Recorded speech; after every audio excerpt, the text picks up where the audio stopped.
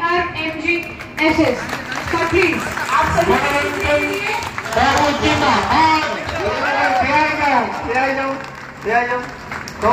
की तारीख को स्वागत करोगे। मनोरंजन पासवान जिंदाबाद, मनोरंजन पासवान जिंदाबाद।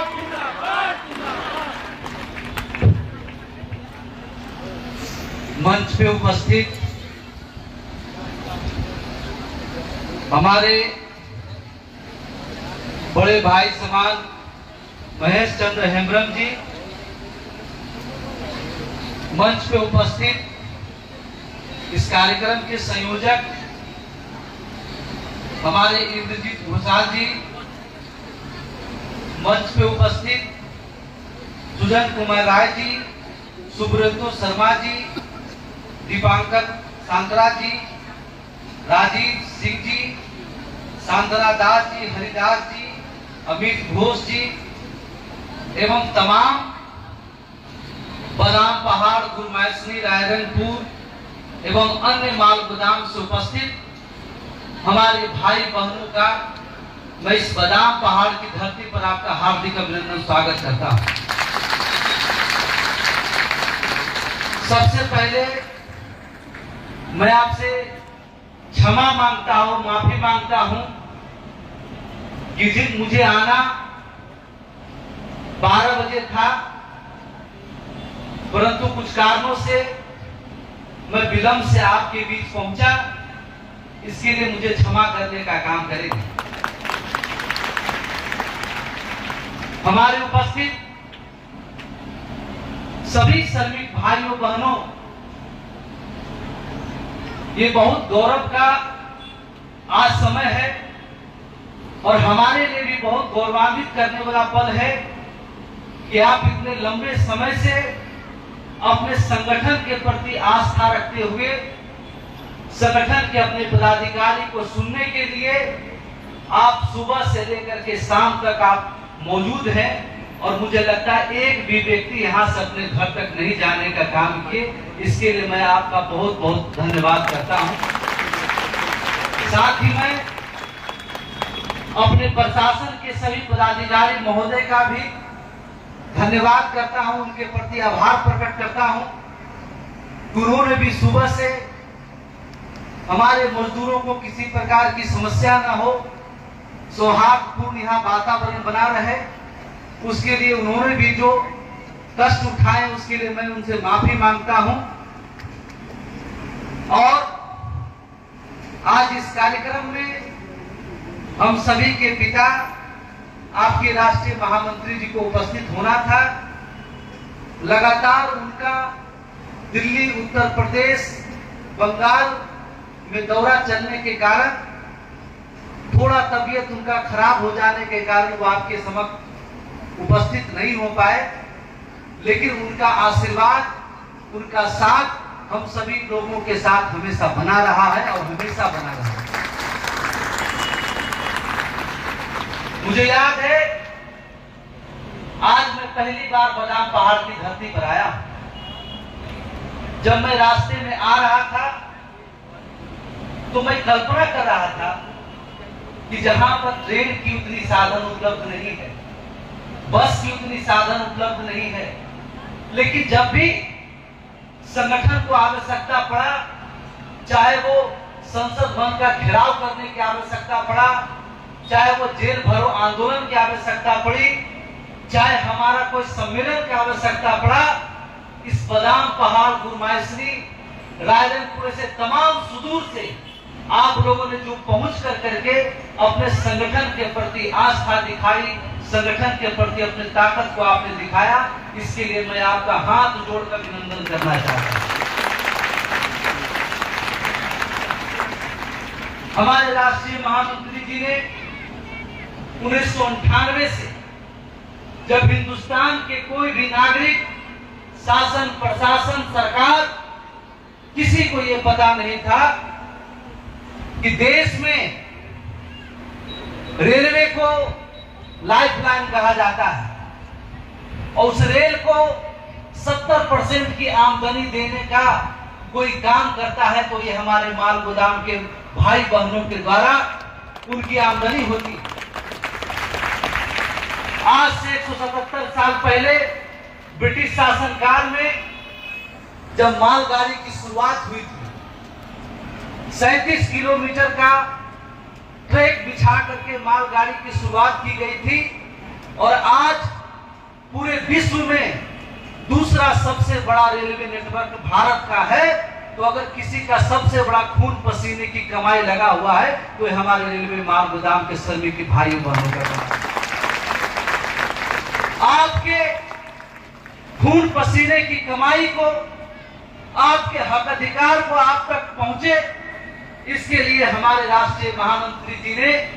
1998 से पैदल चल करके माल गोदाम श्रमिकों को जगाने का काम किए। उनके अंदर संगठित होकर ताकत बनने का जो जुनून उन्होंने पैदा किया, ये हम सभी लोगों के लिए बहुत ही गर्व की बात है। आपने देखा, गरीब की बात सब लोग करता है, लेकिन गरीब को अगर कुछ देना हो, उसके हक अधिकार को उस तक पहुंचाना हो, तो गरीब को अपना ताकत, अपनी एकता मजबूत करके अपने हक अधिकार की लड़ाई लड़नी पड़ती। 1998 से हम लोगों ने देश के मंडल रेल प्रबंधक, महारेल प्रबंधक, संसद भवन का घेराव, आमरण अनशन, वो तमाम आंदोलन हम लोगों ने किया ताकि देश को और सरकार को पता चले कि रेलवे माल गोदाम में काम करने वाले मजदूर इस देश में कितना बड़ा महत्वपूर्ण योगदान देते हैं। जब तक बच्चा रोता नहीं है तब तक मां भी उसको दूध नहीं पिलाती है।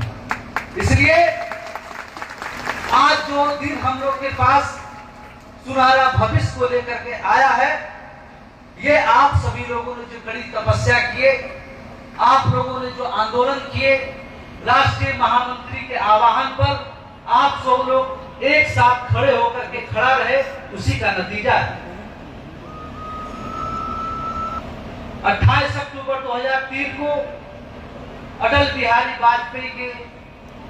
शासनकाल में श्रम मंत्री साहेब सिंह वर्मा जी के नेतृत्व में पहली हमारी त्रिपक्षीय बैठक हुई थी। वो त्रिपक्षीय बैठक भारत सरकार के कैबिनेट की बैठक, जिसमें पहली बार देश के सामने, सरकार के सामने रेलवे माल गोदाम के श्रमिकों के हक अधिकार की बात की गई थी। बताया गया था कि माल गोदाम के श्रमिक किस तरह से, चाहे वो कड़कड़ाती ठंड हो, मूसलाधार बारिश हो, चिलचिलाती धूप हो, 12 महीने 2400 घंटा दिन के दोपहर में लेकर जाए, रात के मध्यरात्रि में लेकर जाए, सुबह का 4 बजे लेकर जाए, उस सब को खाली कर करके और रेलवे को 70% की आमदनी देने का अगर किसी ने काम किया है तो हमारे माल गोदाम के श्रमिकों। उस समय हमारा संगठन भारतीय रेलवे माल गोदाम श्रमिक संघ और हमारे संगठन के राष्ट्रीय महामंत्री श्री अरुण कुमार पासवान जी ने भारत सरकार के समक्ष एक प्रस्ताव रखे थे कि महाशय, जब तक ब्रिटिश शासन काल से जो श्रम कानून चलते आ रहा है, उसमें जब तक संशोधन होकर करके ऐसे श्रमिक, ऐसे हमारे समाज के सबसे अंतिम पंक्ति में गुजर बसर करने वाले मजदूरों को जब तक उस संविधान में जोड़ा नहीं जाएगा, तब तक इनको हक अधिकार नहीं मिल सकता है। मैं धन्यवाद करना चाहता हूं इस देश के यशस्वी प्रधानमंत्री जी का। 2014 में सरकार आई, हम लोगों ने सरकार से, श्रम मंत्री महोदय से प्रतिनिधि मंडल लगातार बैठक किए और श्रम कानूनों का संशोधन हुआ। जटिल श्रम कानूनों को 4 लेबर कोड में बदला गया और उस 4 लेबर कोड में रेलवे माल गोदाम के श्रमिकों की वो तमाम सुविधाएं जो उनका हक अधिकार है, चाहे वो सामाजिक सुरक्षा हो, मेडिकल की सुविधा हो, पेंशन की सुविधा हो, उसके लिए वाजिब उनकी मेहनत की मजदूरी हो, उसका वेतनमान हो, इन सभी बातों को लेकर के उस 4 लेबर कोड में आपके लिए जगह बनाने का काम हुआ। जब 4 लेबर कोड पारित हुई,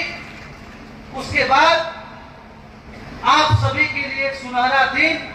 जो इतिहास के पन्नों में दर्ज हुआ है, 23 मार्च 2021 को उस समय के वर्तमान श्रम मंत्री आदरणीय संतोष कुमार गंगवार जी के नेतृत्व में रेल मंत्रालय, श्रम मंत्रालय और आपके संगठन के बीच त्रिपक्षीय बैठक हुई और उस बैठक में हमने उड़ीसा के बारे में चर्चा किया था कि महोदय, जब हमारा मजदूर, हमारी माताएं बहनें उड़ीसा की धरती में, चाहे वो रायरंगपुर हो, बादाम पहाड़ हो, गुरमाइसनी हो, जब वहां आयरन की लोड होती है तो उनके हाथों की लकीर तक मिट जाने का काम होता है। इतना कठिन काम कि जो किसी के इंसान के बस में नहीं हो, ऐसे काम को अंजाम तक पहुंचा करके आज 14 लाख कर्मचारी का भारतीय रेल हमारा सबसे बड़ा संगठन इस देश का है। 14 लाख कर्मचारी को अगर वेतन और तमाम सुविधा अगर मिलती है और पूरे भारत हमारा जो विश्व का दूसरा रेलवे नेटवर्क बना है, तो यही हमारे माल गोदाम के श्रमिकों के खून पसीने की कमाई से बना। आज वो समय आया है कि देश आने वाले समय में 75वां आजादी का अमृत महोत्सव बनाने वाले हैं। तो मैं आपसे अनुरोध करना चाहता हूं, आपसे मांग करता हूं कि हमारे रेलवे माल गोदाम के श्रमिक भी 75वां अमृत महोत्सव में अपने आप को भी एक आजाद नागरिक की तरह से एक सम्मान पूर्वक जीवन जीने के लिए उसको हक अधिकार देने का समय आया है। मैंने याद दिलाया था भारत सरकार को उस कैबिनेट बैठक में आदरणीय श्रम मंत्री जी और रेल मंत्रालय के प्रतिनिधि को कि आप याद करिए, जब कोरोना का संकट हमारे बीच आया, जब देश ने इस तरह की त्रासदी कभी नहीं देखी, जब सड़क मार्ग बंद हो गया, हवाई मार्ग बंद हो गया, सवारी ट्रेनें बंद हो गई और हमारे देश के प्रधानमंत्री जी ने आह्वान किए कि हमारा देश का कोई भी नागरिक भूखा नहीं रहेगा। उस परिस्थिति में इस देश के एक एक नागरिक को अगर किसी ने दिलाने का काम किया है, घर घर लोगों तक गेहूं, चावल, चीनी, तमाम खाद्यान्न सामग्री अगर किसी ने पहुंचाने का काम किया है, तो रेलवे माल गोदाम के श्रमिक। जब हम सभी लोग अपने घर से बाहर नहीं निकल पाते थे, जब इस तरह का भय का माहौल था, न कभी हमारे पूर्वज ने कोरोना जैसे बीमारी को देखा, न वर्तमान के किसी जनरेशन ने इसको महसूस किया। एक भयंकर स्थिति थी उस समय। कहीं 500 की संख्या में, कहीं 1000 की संख्या में हमारा रेलवे माल गोदाम के श्रमिक और हमारे प्रशासन भाई और हमारे डॉक्टर ने इस देश में मानव कल्याण के लिए जो काम किए हैं, उसके लिए आज समय आया है कि इनके हर खून पसीने की कमाई को हम लोग उनके हाथों तक उसको मजबूत करने का काम करें। हमने सरकार के साथ हमने मांग किया कि सबसे पहले हमारे रेलवे जो प्लेटफॉर्म है, वहां पर समुचित व्यवस्था नहीं होने के कारण,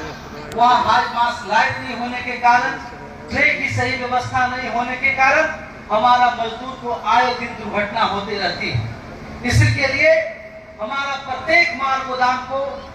सभी संसाधन से युक्त, हमारे सभी श्रमिकों के लिए सारी व्यवस्थाओं से युक्त उस माल गोदाम के वातावरण माहौल को बेहतर बनाया जाए, उनको सारी सुविधा उस प्रत्येक देश के माल गोदाम तक पहुंचे,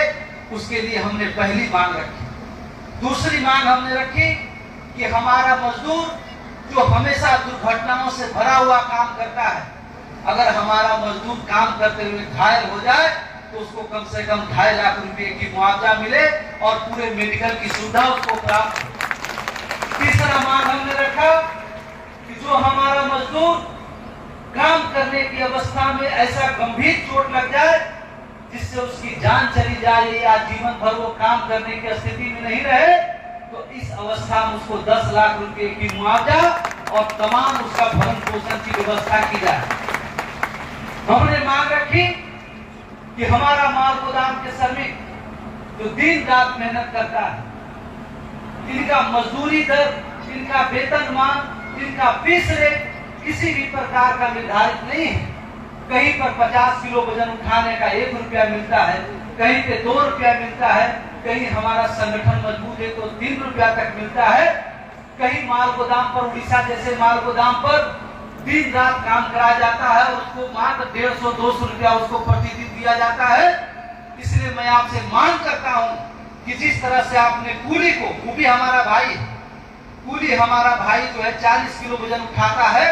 तो उसको किसी स्टेशन पे 60 से 120 रुपया तक उसको मजदूरी दर सुनिश्चित किया गया है। हम आपसे 60 रुपया से लेकर 120 रुपया की मांग नहीं करते हैं, लेकिन हमारा रेलवे माल गोदाम के श्रमिकों को 50 किलो वजन उठाने का कम से कम 20 रुपया 50 किलो वजन उठाने को उसको प्राप्त हो। दूसरा, हम उसके बाद मांग हमने किया कि हमारे मजदूर हमारे जैसे हम काम करते हैं, हम बोरा की लोडिंग अनलोडिंग करते हैं, उसी तरह से हमारा भाई जो एफसीआई माल गोदाम में काम करता है, वो भी काम करने का काम करता है। अगर इस देश में समान काम समान वेतन का अधिकार है, तो उस समान काम समान वेतन का अधिकार के माध्यम से हमारे माल गोदाम के श्रमिकों को, जिस तरह से एफसीआई के मजदूरों को, कोयला खदान के मजदूरों को, पार्सल पोर्टर के मजदूरों को कर्मचारी के रूप का दर्जा दिया गया है, उसी तरह से हमारे रेलवे माल गोदाम श्रमिकों को भी उसको दर्जा मिलना चाहिए। हमने मांग किया कि हमारा मजदूर जो दिन रात मेहनत करता है, उसके बाद भी उसको भरपेट भोजन नसीब नहीं होता है, वो रोटी प्याज और नमक में अपना जीवन बिताने का काम करता है। मैंने भारत सरकार से मांग किया कि प्रत्येक माल गोदाम में कैंटीन का फैसिलिटी हो। अगर इस देश में हमारे सांसद महोदय, मंत्री महोदय को पार्लियामेंट में कैंटीन की फैसिलिटी मौजूद है और बहुत कम मूल्य में उनको सब मिलता जाता है, उसी तरीके से हमारा माल गोदाम के श्रमिकों को कैंटीन की फैसिलिटी उपलब्ध हो, जिसको कम से कम 5 से 10 रुपया में उसको भरपेट भोजन, चावल दाल सब्जी तरकारी सब कुछ मिलना चाहिए। मैं धन्यवाद करना चाहता हूं भारत सरकार के श्रम मंत्रालय का। हमने जितनी भी मांगे जो आपके समक्ष रखे, उस मांगों को भारत सरकार के श्रम मंत्रालय उसको स्वीकार करने का काम किया और उन्होंने कहा कि माल गोदाम, भारतीय रेलवे माल गोदाम श्रमिक संघ ने जो मांग रखी है वो बिल्कुल जायज है और माल गोदाम के श्रमिकों के क्षेत्र के मजदूरों को हम लोग डाटाबेस कलेक्ट करेंगे। तो हमने भारत सरकार के साथ बैठक कर करके रेलवे माल गोदाम के श्रमिकों का भी एक अलग कोड हो, उसमें उनका पहचान बने, उनका पूरे देश में रिकॉर्ड कंप्लीट करने का काम हो, हमने किया। और मैं धन्यवाद करता हूं भारत सरकार का कि उन्होंने आपको ई श्रम पोर्टल में आपके लिए स्पेशल कोड जनरेट किया और आपको देश में पहचान देने का काम किया। आज पूरे हिंदुस्तान में भारत सरकार ने भारतीय रेलवे माल गोदाम श्रमिक संघ को यह आदेश दिया है कि प्रत्येक भारत के माल गोदाम में कैंप लगा करके मजदूरों का रजिस्ट्रेशन करने का काम हो, उनका दस्तावेज बनाने का काम हो, ताकि भारत सरकार को यह पता चले कि बादाम पहाड़ में कितने मजदूर काम कर रहे हैं, यहाँ कितना रेक आ रहा है, यहाँ की मजदूरी दर क्या है, करके उनका दस्तावेज तैयार करने के कदम बढ़ा करके उन्होंने काम किया है। और आज इस मंच पे मैं आपको यह बताने आया हूं कि हमारे राष्ट्रीय महामंत्री जी का पूरे हिंदुस्तान दौरा होने के बाद, आपका रिकॉर्ड कंप्लीट करने के बाद, आपको संगठन ने जो क्यूआर कार्ड दिया है और भारत सरकार ने जो आपको ई श्रम कार्ड दिया है, दोनों को कोलैबोरेट कर करके हम लोग भारत सरकार तक वहां पहुंचाने के काम करेंगे। और जो मांग 23 मार्च 2021 को भारत सरकार ने स्वीकार किया है, वो आपके हाथों तक पहुंचाने का काम करेंगे। संगठन पे आप भरोसा रखिए। जब मजदूर को समाज के सबसे अंतिम पंक्ति में गुजर बसर करने वाले व्यक्ति को उसके घर में जब खुशहाली आती है, तो मजदूर विरोधी जो ताकत होता है उसको उसका खुशहाली देखा नहीं जाता है। वो सोचता है कि जिस तरह से इसको गुलाम बना के मैं रखा हूं, सब दिन इसके जनरेशन को, इसके पीढ़ी दर पीढ़ी को, इनके बच्चों को भी गुलामी की जिंदगी की तरह जिलाने का काम करूंगा। मैं ऐसे लोगों को इस मंच के माध्यम से और आपके द्वारा सावधान करने का काम करता हूं। यह संगठन 1998 से अपने गरीब शोषित पीड़ित श्रमिकों की आवाज बुलंद करके भारत सरकार तक पहुंचा के उसके हक अधिकार को दिलाने का काम कर रही है। इस संगठन का जो जड़ है वो कई हजारों फुट नीचे तक है, जमीनी हकीकत है। अगर हमारे मजदूर को हमारे संगठन के किसी लोगों को किसी भी प्रकार से किसी प्रकार के जालसाजी करने का कोई व्यक्ति काम करेगा तो इस मजदूर और हमारा संगठन उसको कभी माफ करने का काम नहीं करेगा। आप सभी लोग संगठित रहे। मैं यहाँ के जो हमारे प्रभारी इंद्रजीत घोषाल और तमाम जो हमारे लोग हैं, मैं इससे अनुरोध करना चाहूंगा कि हमारे जो माताएं बहनें भाई हमारा माल गोदाम के श्रमिक जिसका कि कुछ भी डॉक्यूमेंट का काम QR card e-Shram card registration किसी भी प्रकार का जो कमी रह गया है उसको जल्द से जल्द पूरा करने का काम करें और हम लोग महीना 2 महीना के भीतर अपना रिकॉर्ड भारत सरकार के समक्ष जमा कर करके इन मजदूरों का सही मजदूरी दर सुनिश्चित करके इनको डायरेक्ट भारत सरकार के द्वारा इनके खाते में इनकी मजदूरी दर इनको प्राप्त हो और इनके बच्चों का भी बेहतर जीवन हो। ये भी हिंदुस्तान में अपना सीना खड़ा कर करके देश के सामने ये कह सके कि मैं माल गोदाम में काम करने वाला कर्मचारी मजदूर हूं और हमारे खून पसीने की कमाई से भारतीय रेल चलने का काम होता है। मैं धन्यवाद करना चाहता हूं सभी लोगों का कि आप लोगों ने अलग अलग जगहों से कड़ी परिश्रम कर करके बिना किसी साधन के पैदल चल कर करके आप यहाँ तक पहुंचे अपने हक अधिकार के लिए अपनी बातों के लिए आगे के कामों के लिए मैं आपका धन्यवाद करता हूं, आपका चरण वंदन करता हूं, अभिनंदन करता हूं और मैं आपको भरोसा दिलाता हूं 1998 से आपका संगठन भारतीय रेलवे माल गोदाम ने जो आपको सपना दिखाया है वो सपना आप पूरा करके आपको हाथों तक पहुंचाने का काम होगा। अपनी बात कर करके मैं विराम देता हूं, आपका अभिनंदन करता हूं। बहुत बहुत धन्यवाद। जय भारत, जय